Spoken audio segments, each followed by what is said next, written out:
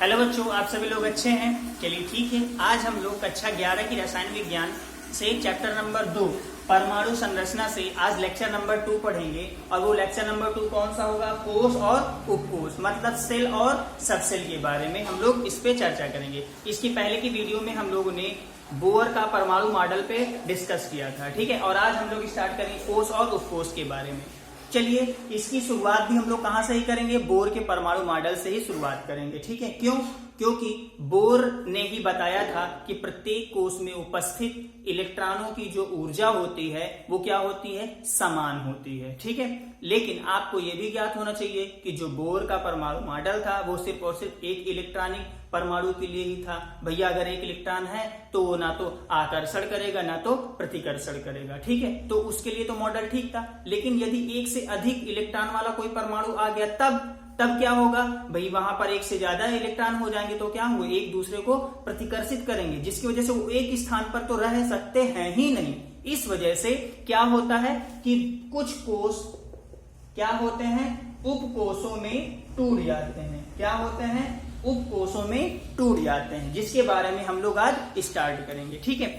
यहां पर कोष का मतलब है, आप इसको समझ ली, कोई कमरा है, ठीक है, कोई कमरा है, ठीक है। और उपकोष का मतलब क्या है कि उस कमरे के अंदर बहुत सारी छोटी छोटी अलमारियां।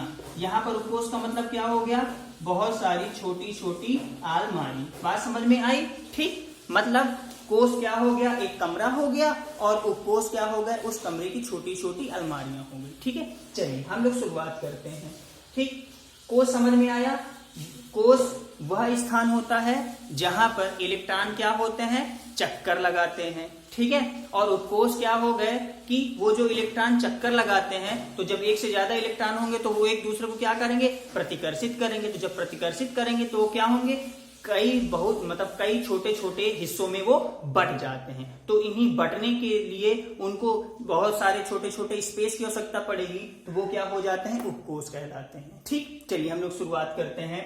यहां पर एक चीज आपको ध्यान देना है कि किसी भी कोष में उपस्थित उपकोषों की संख्या मुख्य क्वांटम संख्या के बराबर होती है। क्या? किसी भी कोष में उपस्थित उपकोषों की जो संख्या होती है वो क्या होती है? मुख्य क्वांटम संख्या के बराबर होती है, ठीक है। जैसे आप लोगों के रूम पे या आप लोगों के घर पे कमरों की जो संख्या है वो आपको आसानी से पता होगी, ठीक है, कि हमारे घर में 4 कमरे हैं और प्रत्येक कमरे में कितनी कितनी अलमारियां हैं वो भी आपको पता होंगी कि भाई पहले कमरे में 2 अलमारी है, दूसरे कमरे में 4 हैं, ठीक है। तो ऐसे ही हम लोग कोई भी कोष, ठीक है, कोई भी कोष है वो हम केवल और केवल ये जान जाएं कि उसका क्वांटम संख्या क्या है तो हम आसानी से पता लगा सकते हैं कि उस कोष में कितने सारे उपकोष होंगे, ठीक है। चलिए हम लोग यहाँ पर पता करते हैं। सबसे पहले हम लोग राइट करते हैं कोष, उसके बाद क्वांटम संख्या, पहला कोष, दूसरा क्या हो जाएगी? क्वांटम संख्या, तीसरा क्या होगा? उपकोषों की संख्या, उपकोषों की संख्या। अब यहां पर हम लोग क्या करेंगे? उपकोष का प्रतीक, मतलब वह उपकोष कौन सा होगा, ठीक है। तो आपको पता होगा कोष कितने होते हैं? 4 कोष होते हैं। पहला हो गया K, L, M और N कोष। 4 कोष हो गए अकॉर्डिंग टू बोहर, ठीक है। बोर का परमाणु मॉडल के अनुसार हमें 4 कोष के बारे में जानकारी, K, L, M और N। इसके लिए क्वांटम संख्या भैया n होता है। क्वांटम संख्या क्या होता है? n। अब आपको कुछ याद आया?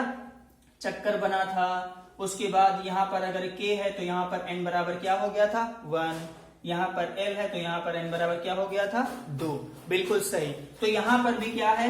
ये जो n था वो क्या था? क्वांटम संख्या था। और क्वांटम संख्या क्या करता है? कोषों की संख्या को प्रदर्शित करता है, ठीक है। तो यहां पर k के लिए n बराबर कितना था? 1, ठीक। L के लिए n बराबर कितना था? 2। M के लिए n बराबर कितना था? 3। और N के लिए n बराबर कितना था? 4, ठीक। जैसा कि हम लोगों ने पहले ज्ञात किया था कि कोष में उपस्थित उपकोषों की संख्या उसके क्वांटम संख्या के बराबर होती है, ठीक है। तो पहले कोष के लिए उपकोषों की संख्या कितनी हो जाएगी? 1। क्यों? क्योंकि उसके क्वांटम संख्या का मान कितना है? 1। बात समझ में आई? ठीक है। तो यहां पर जो उपकोष होगा उसका प्रतीक क्या हो जाएगा? 1s। क्या हो जाएगा? 1s, ठीक। ऐसे ही अगर हम बात करते हैं दूसरे कोष की, ठीक भाई, यहाँ पर 4 कोष मैं बना देता हूं, ठीक है, पहला, दूसरा, तीसरा, चौथा। तो अगर मैंने बात की थी पहले कोष की, तो वहां पर उपकोषों की संख्या कितनी है? 1 है। और वो कौन सा उपकोष है? केवल और केवल 1s। ठीक, अब मैं बात कर रहा हूं दूसरे कोष की, L की। ठीक, जब दूसरे कोष L की बात करूंगा तो यहाँ पे क्वांटम संख्या क्या हो गई? 2। कहने का मतलब यहाँ पे उपकोषों की संख्या भी कितनी होगी? 2 ही होगी। कितनी होगी? 2। और वो कौन से उपकोष होंगे? होगा पहला 2s और 2p। कौन सा उपकोष होगा? 2s और 2p। यहाँ पर 2 पहले इसलिए लगा दिया गया क्योंकि वहां पर उपकोष की संख्या कितनी है? दूसरा उपकोष है, इसीलिए यहाँ पर दूसरा दिखाया है कि दूसरे उपकोष का s और दूसरे कोष का p। बात समझ में आई?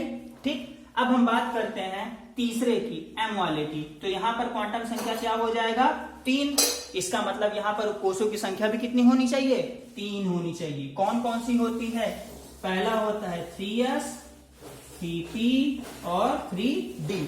जैसा कि मैं पहले बता चुका हूं कि 3, यहां पर ये जो 3 दिखाई दे रहा है, 3 क्या रिप्रेजेंट कर रहा है? कि ये कोष संख्या तीसरे का उपकोष है। बात समझ में आई? उपकोष तो केवल और केवल s हो गया, p हो गया और d हो गया, ठीक है। लेकिन यहां पर 3 इसलिए लगा दिया गया क्योंकि वो तीसरे कोष का उपकोष है। बात समझ में आई? अब हम बात करते हैं चौथे की। तो यहाँ पर चौथे कोष के लिए क्वांटम संख्या क्या हो गया? 4। n बराबर क्या हुआ? 4। तो कोषों की संख्या भी कितनी होंगी? 4 होंगी। वो कौन कौन से कोष होंगे? 4s, 4p, 4d और 4f। बात समझ में आई? ठीक है। अगर हम यहाँ पर चाहते तो यहाँ पर ये जो हमने 4 लगाया है या 3 लगाया है, ये हम यहाँ पर से हटा भी सकते हैं, ठीक है, इसमें हम हटा भी सकते हैं। बात समझ में आई? और चाहे तो हम इसको रिप्रेजेंट भी करके रखें, कोई दिक्कत नहीं है, ठीक है। लेकिन वहां पर उपकोषों की संख्या तो वही रहेगी ना। 1 है तो कौन सा होगा? केवल s उपकोष होगा।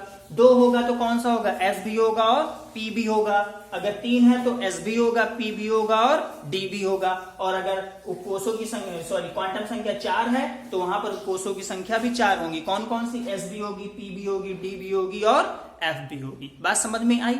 ठीक, अब हम बात करते हैं उपकोषों में उपस्थित इलेक्ट्रॉनों की संख्या के बारे में, ठीक है। तो जैसे कि यहां पर बताया गया था कि प्रत्येक कोष के क्वांटम संख्या के समान ही उसके उपकोषों की संख्या होती है, वैसे ही प्रत्येक उपकोष के लिए एक निश्चित इलेक्ट्रॉनों की संख्या होती है। प्रत्येक कोष के लिए एक निश्चित इलेक्ट्रॉनों की संख्या होती है। अब हम लोग बात करते हैं, जैसा कि हम लोगों को पता चला उपकोषों की संख्या 4। कौन कौन से उपकोष होते हैं? s, p, d और f। तो हम लोग आज ज्ञात करते हैं कि इनमें उपस्थित इलेक्ट्रॉनों की संख्या क्या होती है, ठीक है। चलिए यहां पर हम राइट करते हैं उपकोष और यहां पर क्या करते हैं? इलेक्ट्रॉनों की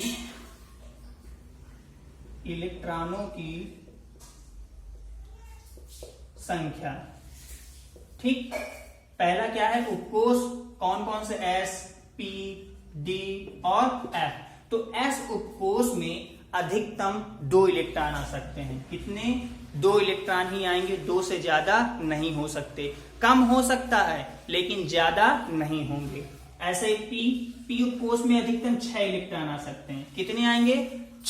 6 से ज्यादा नहीं हो सकता, ठीक है। क्यों?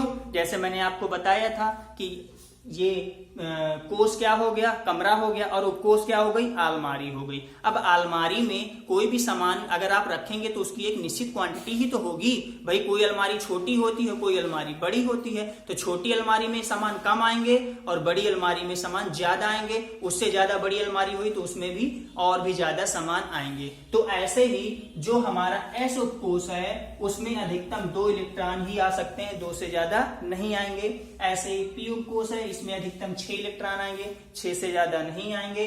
d उपकोष में अधिकतम 10 इलेक्ट्रॉन आ सकते हैं, 10 से ज्यादा नहीं।